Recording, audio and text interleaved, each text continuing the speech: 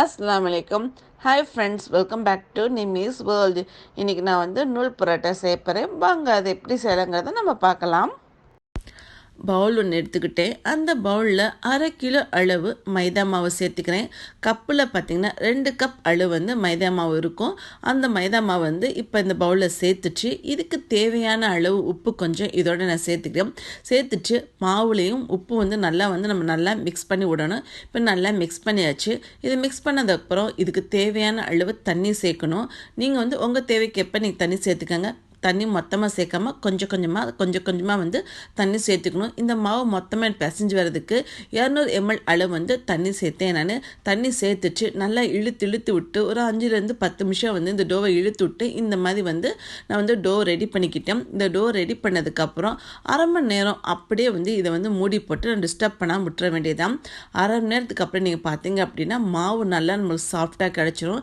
கிடச்சதுக்கப்புறம் இதை ஒர்க்கிங் பிளேஸில் போட்டு திரும்ப நீங்கள் பார்த்தீங்க அப்படின்னா இந்த டோ நல்லா பிசைஞ்சு இழுத்து விட்டுக்க வேண்டியதான். இந்த மாதிரி நல்லா வந்ததுக்கப்புறம் இந்த டோ நம்ம கட் பண்ணிக்க வேண்டியதான் ஷேப்க்கு. எனக்கு இந்த டோ 5 பரோட்டா போகிற அளவு தான் வந்துச்சு.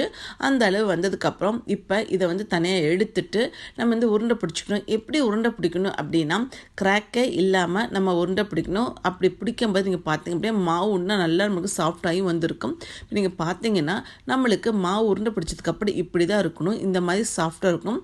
அதே மாதிரி எல்லா மாவையும் நான் உருண்டை பிடிச்சி வச்சுக்கிறேன். நீங்கள் தொட்டு பார்த்தாலே இங்கே எவ்வளோ சாஃப்டாக இருக்குன்னு உங்களுக்கு தெரியும். அந்த மாவை ஒரு ஒர்க்கிங் பிளேஸில் போட்டுக்கிட்டு கொஞ்சம் மாவு தூவிக்கிட்டு நீங்கள் பார்த்தீங்கன்னா சப்பாத்தி மாவுக்கு எப்படி மாவு தேய்ப்பீங்களோ அதே மாதிரி மாவு தூவி லைட்டாக மாவு தூவிக்கணும். ரொம்ப தூவிடக்கூடாது.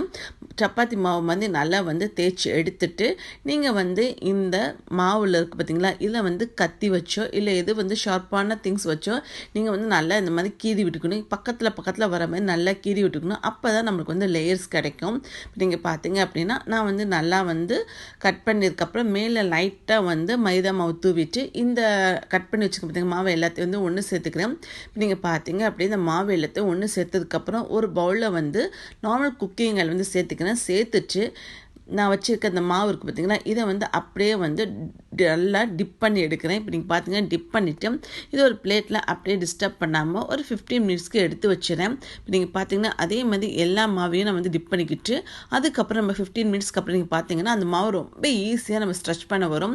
நீங்கள் பார்க்கும்போது திரும்பி பார்த்தீங்கன்னா நல்லா ஸ்ட்ரெச் ஆகி நமக்கு வந்திருக்கு. இது நார்மலாக ரோல் பண்ணுற மாதிரி நம்ம ரோல் பண்ணிக்க வேண்டியதான். இந்த மாதிரி நம்ம ரோல் பண்ணும்போது உங்களுக்கு இன்னும் நல்லா எக்ஸ்பேண்ட் ஆகி வரும். இப்போ நீங்கள் பார்த்தீங்கன்னா இந்த மாதிரி நல்லா ரோல் பண்ணிவிட்டு ஒரு பிளேட்டில் வச்சுருக்கேன். இதே மாதிரி எல்லாத்தையுமே ரெடி பண்ணிக்க போகிறேன். எல்லாத்தையும் ரெடி பண்ணி அதே மாதிரி டிஸ்டர்ப் பண்ண ஒரு 15 மினிட்ஸ் இப்போ வச்சிட போகிறேன். ஒரு 15 மினிட்ஸ்க்கு அப்புறம் நீங்கள் பார்த்தீங்க அப்படின்னா டோ லைட்டாக உப்பி வந்திருக்கும். பார்த்தீங்கன்னா உப்பி வந்ததுக்கப்புறம் இதை ஒரு ஒர்க்கிங் பிளேஸ்லையோ இல்லை உங்களுக்கு சப்பாத்தி கட்டிலே நீங்கள் தேய்ச்சிக்கலாம். நீங்கள் பார்த்தீங்கன்னா ஃபஸ்ட்டு கையில் வச்சு நம்ம தேய்க்கும் போது அதோட லேயர்ஸ் நம்ம செம்ம சூப்பராக தெரியும். இப்போ நான் சப்பாத்தி தேய்க்கிறத வச்சு லைட்டாக தேய்ச்சிக்கிறேன். இந்த மாதிரி தேய்ச்சி எடுத்ததுக்கப்புறம் நீங்கள் பார்த்தீங்கன்னா லேயர் நம்மளுக்கு செம்ம சூப்பராக தெரியல. ஒரு தோசைக்கல்னு எடுத்துகிட்டு அந்த தோசைக்கல்லில் நார்மல் ஆயில் சேர்த்து அந்த ஆயில் நல்லா ஸ்ப்ரெட் பண்ணி விட்டுட்டு இந்த கல் நம்மளுக்கு சூடேறி வரணும். இப்போ பார்த்தீங்கன்னா கல் சூடேறினதுக்கப்புறம் நம்ம தேய்ச்சி வச்சோம் பார்த்தீங்களா அந்த புரோட்டா அதை இதோட போட்டுட்டு ஏன்னா 2 பக்கெட்டு நம்ம லைட்டாக கோல்டன் கலரில் வரும்போது லைட்டாக திருப்பி விட்டுக்கிட்டு அதே மாதிரி எல்லா பக்கம் நல்லா வெந்து வரதுக்காக எல்லா சைடும் நம்ம இந்த மாதிரி இழுத்து விட்டு திருப்பி போட்டுகிட்டே வந்தீங்க அப்படின்னா நம்மளுக்கு அது வந்துக்கிட்டு இருக்கும்போது நீங்கள் பார்த்தீங்கன்னா நல்லா நூல் மாதிரி வர ஆரம்பிச்சிச்சு. இதுதான் கரெக்டாக இருக்கும். இதேமாதிரி திருப்பி போட்டு நல்லா நம்ம வேக வச்சோம் அப்படின்னா நம்மளுக்கு அப்படியே நூல் மாதிரி செம்மையாக வரும். நீங்கள் பார்க்கும்போது தெரியல இந்த மாதிரி இருக்கும். இப்போ எடுத்து நல்லா தட்டி விட்டுட்டு பார்த்தீங்கன்னா நம்மளுக்கு செம்ம சூப்பராக எம்மியான டேஸ்டியான நூல் பரோட்டா ரெடி ஆச்சு. இந்த ரெசிபி செம்ம சூப்பராக இருக்கும். நீங்களும் இந்த நூல் பரோட்டா ரெசிபி உங்களை ட்ரை பண்ணிட்டு அதே மாதிரி எப்படி இருக்குங்க சொல்லுங்கள். தேங்க்யூ.